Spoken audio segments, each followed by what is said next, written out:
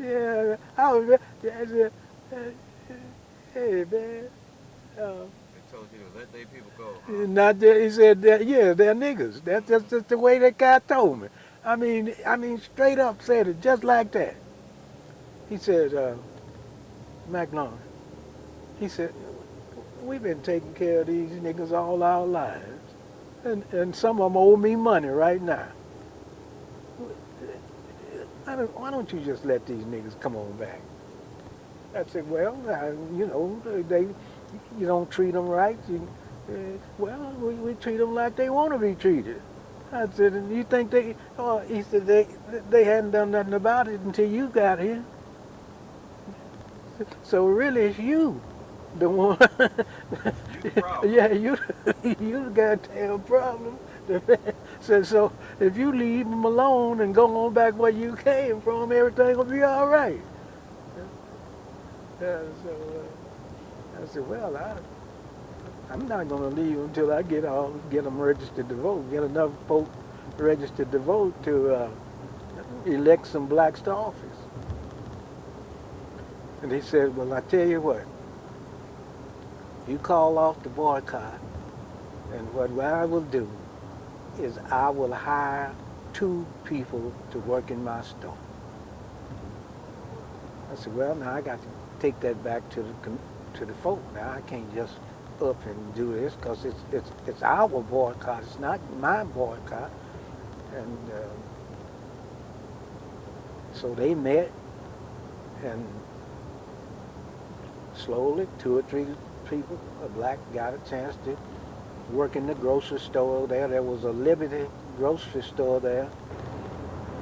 They hired a janitor and a bag boys to bag groceries.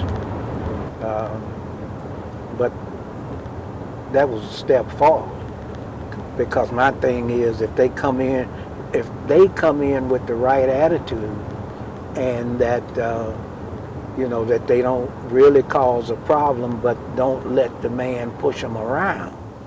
See, that's going to have something to do with his attitude.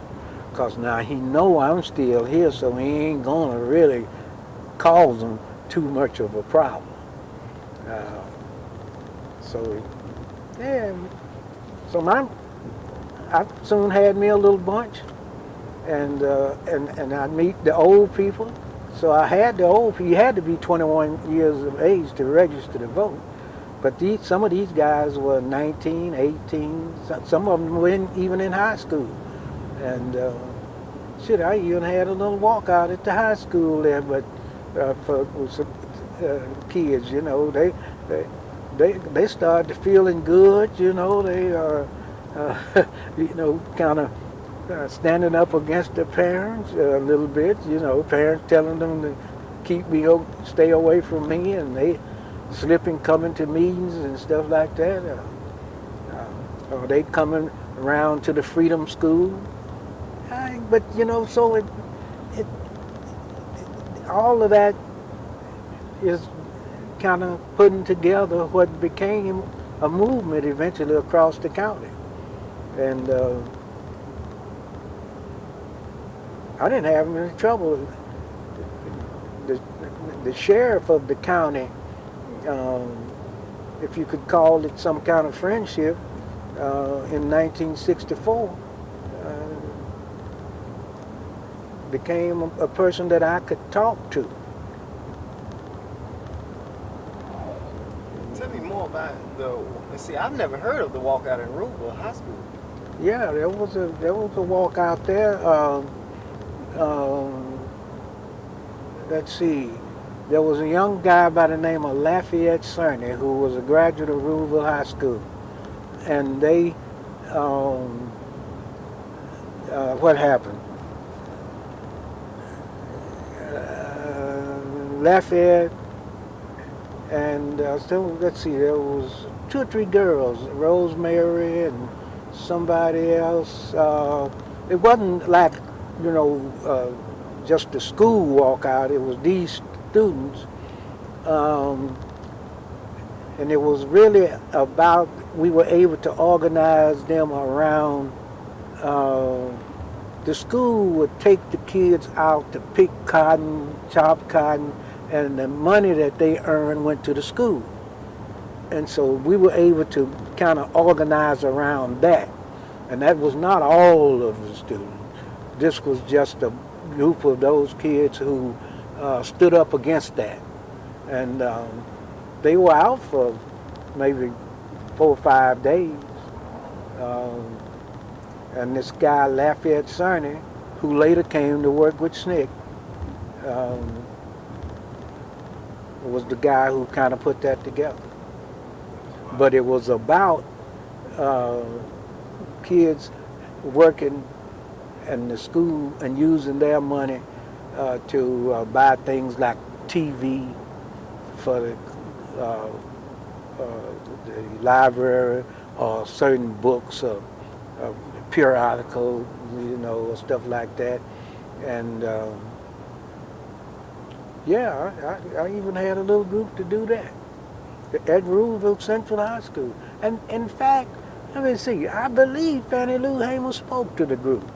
I vaguely remember, because I remember, the girls who were involved in that were some of the girls that had been involved with the Southern Christian Leadership Conference citizenship education effort in Rouville. But yeah, I came up and messed with Mr. Charlie's people. The sheriff of the county, if you could call it some kind of friendship, in 1964, became a person that I could talk to. Tell me more about see, I've never heard of the walkout in Roosevelt High School. Yeah, there was a walkout there. Let's see. There was a young guy by the name of Lafayette Cerny who was a graduate of Roosevelt High School, and they what happened? Lafayette and let's see, there was 2 or 3 girls, Rosemary and somebody else. It wasn't like, just the school walkout. It was these students, and it was really about, we were able to organize them around, the school would take the kids out to pick cotton, chop cotton, and the money that they earned went to the school. And so we were able to kind of organize around that. And that was not all of the students. This was just a group of those kids who stood up against that. And they were out for maybe 4 or 5 days. And this guy, Lafayette Cerny, who later came to work with SNCC, was the guy who kind of put that together. But it was about kids working in the school and using their money to buy things like TV for the library, or certain books, or periodicals, or stuff like that. And yeah, I even had a little group to do that at Roosevelt Central High School. And in fact, let me see, I believe Fannie Lou Hamer spoke to the group. I vaguely remember, because I remember, the girls who were involved in that were some of the girls that had been involved with the Southern Christian Leadership Conference citizenship education effort in Rouville. But yeah, I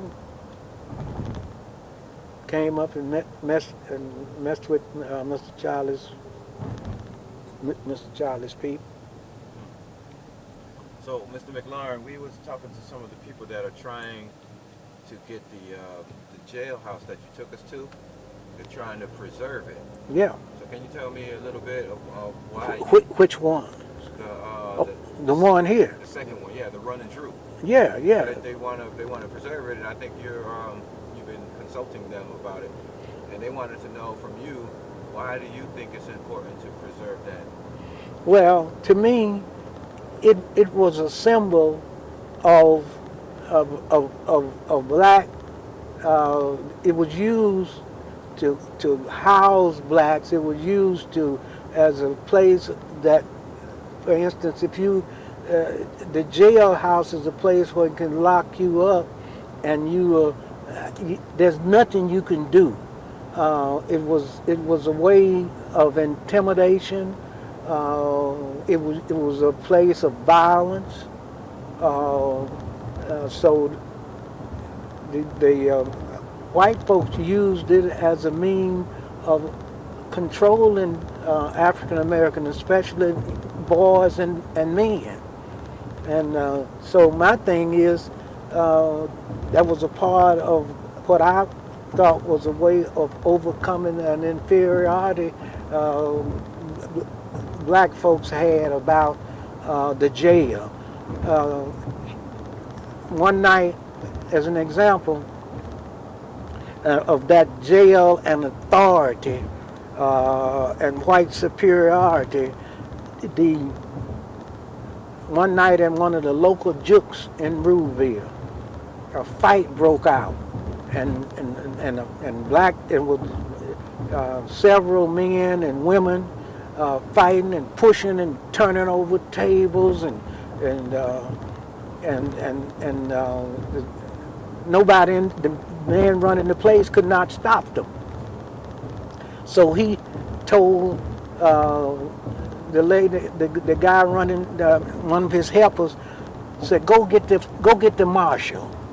What they had then in Ruleville was a white man who was called a town marshal, and he would set up right at the top, right at the beginning of the street, in a truck, and go to sleep. And so the guy ran up there and told him, said, "Boss man, Mr. So-and-so wants you to come down there. They're tearing his place up. They turning over tables, and they're fighting, and there's some blood been shed." And he's big white man, big belly guy, wore a big 10-gallon hat, cowboy hat. He's laying up there with that hat over his face. And he said, "They want you to come quick, want you to come quick." He says, took his hat off. So, "You take this goddamn hat down there." That's what this guy told me. Because I asked him, he said, "Take this hat. And when you walk in the door and them niggas are still tussling and fighting and turning over shit, when you walk in the door, you toss my hat right out there in the middle of them. And any nigga that steps on my hat, you bring him to me." So he got back up there, and they were, the two women got hurt, really kind of bad. And he walked in there, and they were all arguing, and guy standing around there with a broken bottle in his hand. He walked in there and threw that hat down out there. Man, everybody got back, and the authoritative kind of I saw that jail as a means of continuing a superior complex that blacks needed to break. And when the white man wanted to punish them, he'd put them in jail. He'd put them in that little calaboose. A lady told me that her husband stayed in that one right back there. In 1960, let's see, it was 1966. And that her husband stayed in there for about 4 or 5 days, and because the boss man, the boss man wanted him to stay there because he refused to conform to something the boss man wanted him to do on the place. And so the boss man could just call the local law enforcement official and say, go lock Charles McLaurin up. He'd come get me, put me in there, and I'd stay in there until he told him to let me out, and no trial or nothing. I mean, you know, just hell, the mayor of the town was the magistrate of the town. He could lock people up, held court. None of them were lawyers. So to me, it was a place that I wanted to destroy, not destroy physically. I wanted to destroy the mentality that was around the jail. And then I got locked up in that jail. See? One thing I thought about the jail, there's one thing, once you're in there, there ain't no way out unless somebody let you out or break you out. And the other thing is that your only, you can only walk so to that bar, to this bar, to that bar, and back. And it's captivity. You know, it's more than a chain on your feet. You know, it's a chain on your head. Feet is on your whole dang body. That's the way I saw the jail. Somewhere back there, I wrote something about it. Back in after, because I got put in that jail. I got put in the jail in Ruleville. I got put in the jail in Indianola. You know, so it was the thing about my wanting not to get rid of the mentality that a person had, that I had, being in there, being confined. That's what, and, you know, but now I feel like now if a person belongs in jail, he ought to be in jail. But now, not that. And at that time, that represented to me a superior kind of mentality that the white man held over us, over black men. I don't know where I answered your question or not, but you know. So, so you wanted to show that this was a thing that white men held over black people as a form of control. As a confinement, and it was a weapon, parchment. I mean, you know, it's a prison, and a lot of the people back in the day who came here never left here. A jail. I'm not against jail and those who ought to be in jail, but that little building and others like it represented, even this place, represented a sense of inferior complex to black. It made blacks feel, I know how I feel. I spent a night in there, and the next day I got out, I haven't just started to working on that right now. I started to working on that idea in 1964 after I got out of there. And the county farm, I just kind of let that slide for a while until recently. But I brought it up 5 or 6 years ago. But some of these things I felt I needed to wait until I had, for lack of a better word, some sense of control. See, now, the county farm was run by the Board of Supervisors. And so back yonder, to mess with that when there was all white folks there or just one black wouldn't have been effective. Now I've got 4 members of the Board of Supervisors, and one of the members is a part of trying to help preserve that. Gloria Dickinson, back there in Drew.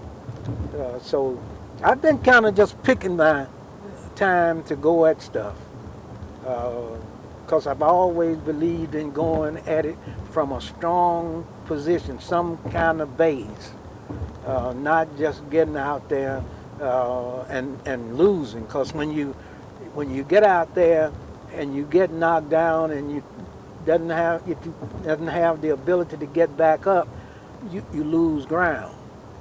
And so my thing is to take advantage of the moment when I've got my feet planted on the ground. I've got them planted on the ground pretty well now. So, but anyhow. So, yeah. So what would be missing if they did take it away? The people who what was in jail with me, who were here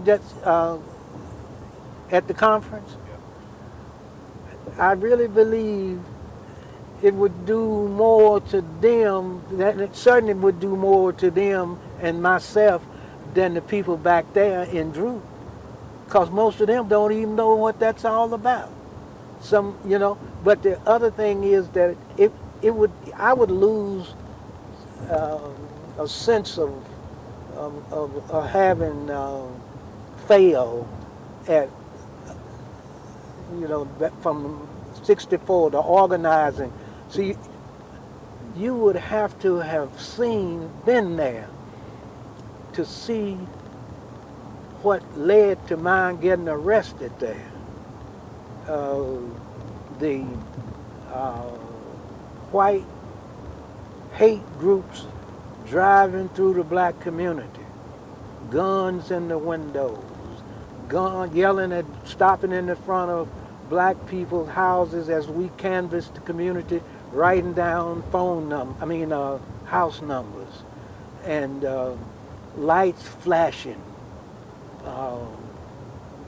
It was like something out of a movie, a horror movie. And the black folks being made to get in their houses. And,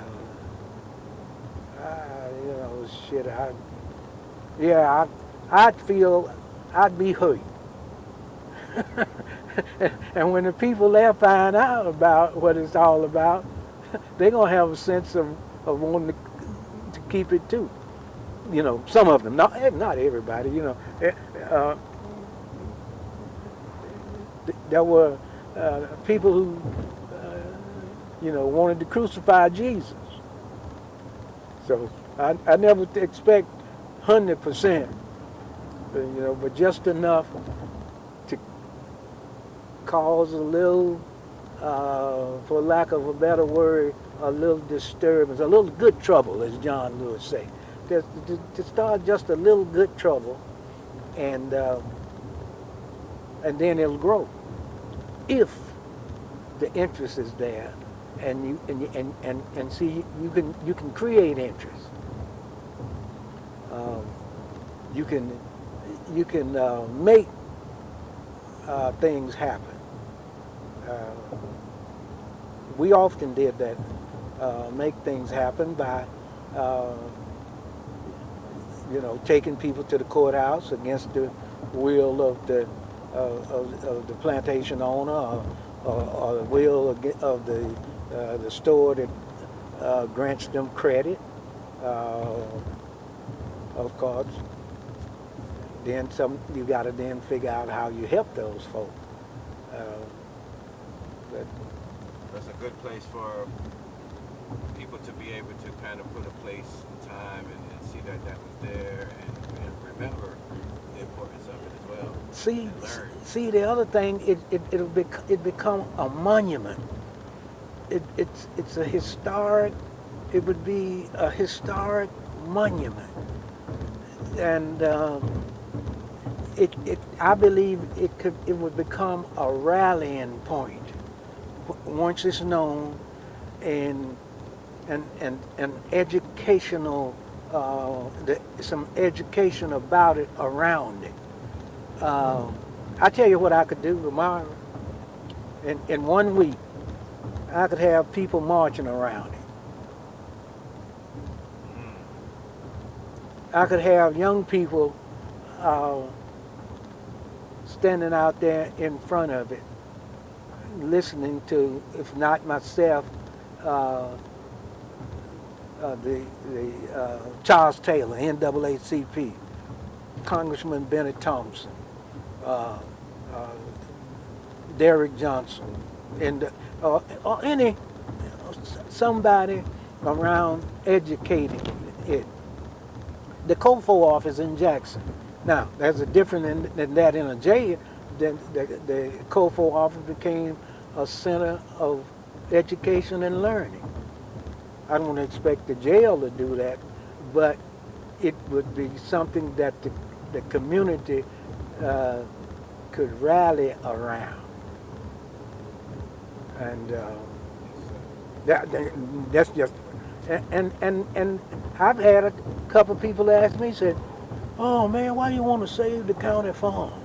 Oh, you know, they treated us bad. They beat us. They whooped us. They killed us." But you don't want to erase that, because if it's gone, then nobody would know. Right. It's an everlasting historic monument to what took place there historically. Now it's been transformed into a rallying, educational kind of something. Wow. Thank you for that. Thank you so much. You're absolutely right, though. Because they want to erase, especially for the younger people, they want to erase all of these scars that they have. So the young people just think it's all about rap videos and TV, and this never took place. That Right. is a place for you to spark up those conversations and to show them That history, where we've come from, whence we've come, you know. And in order to get from there, here's what it took. Here's what happened. Here's the folk who did it. And many of them are right here in your community. They're your, uncles, cousins, grandparents and stuff, Got tired of it and broke it down. And now it's like breaking a bucket horse. And I was talking to a guy this morning, and he was talking about young people, and how do you get young people involved and Thank you so much. You're absolutely right, though. Because they want to erase, especially for the younger people, they want to erase all of these scars that they have. So the young people just think it's all about rap videos and TV, and this never took place. That Right. is a place for you to spark up those conversations and to show them that history, where we've come from, whence we've come, and in order to get from there, here's what it took. Here's what happened. Here's the folk who did it. And many of them are right here in your community. They're your, uncles, cousins, grandparents and stuff, Got tired of it and broke it down. And now it's like breaking a bucket horse. And I was talking to a guy this morning, and he was talking about young people, and how do you get young people involved, and so.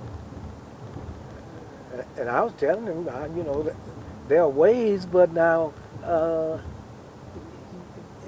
it's going to, require some thinking. I believe, like protecting the gains we've made. The statement that we protecting the gains we've made. Now, how many? What? If the question was put to 100 young black kids, say between 8th grade and first year in college, would they have an idea what gains we're talking about? Right. They wouldn't. So now you tell them and show them, because the gains you made, it's now their responsibility to protect them.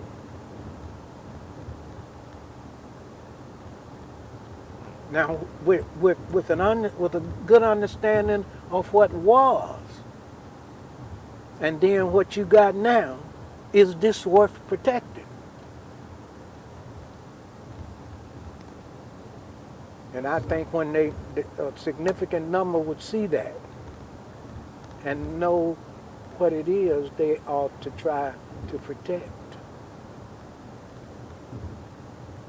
The possibility of waking up one morning and being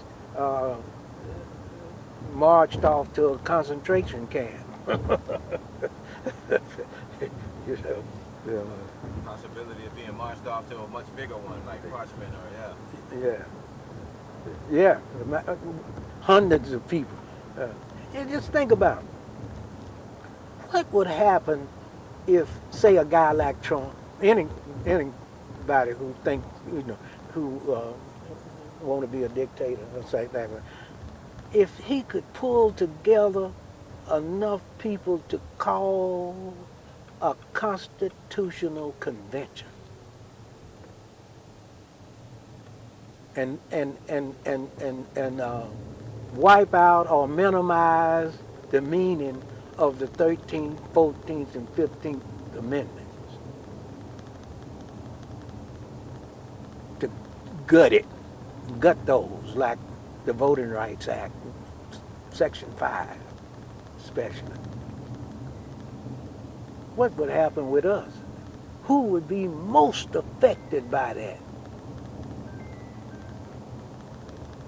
It would be us. You'd be yours, yeah. So I think when they really come to understand what it's all about, they rally. And you talk about like the monuments that are being taken away, things like that. That's why I got so excited, because I'm from Rupert, you know. Yeah. I am. Okay. So you know Thomas Earl, I don't. Edwards, No, Tom I do Allen. I don't know Kwame Adams, but I do know some Edwards. Okay. Lorraine Edwards had a son, and he became our first black superintendent in Sunflower County. Thomas Edwards, Tom Allen,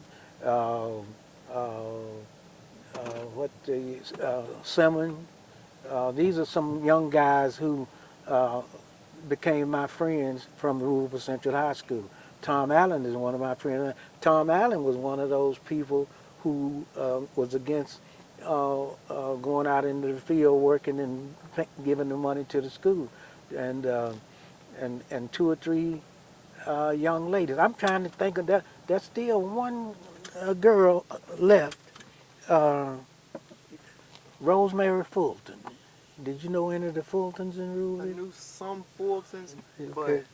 I believe one of them was a teacher. My mom knows a lot of people, and my grandma knew everybody. Oh, okay. And that's how I ended up knowing a lot of the people. When did you graduate from Ruby? Well, I stayed there till 2009, then I ended up moving to Cleveland. Okay.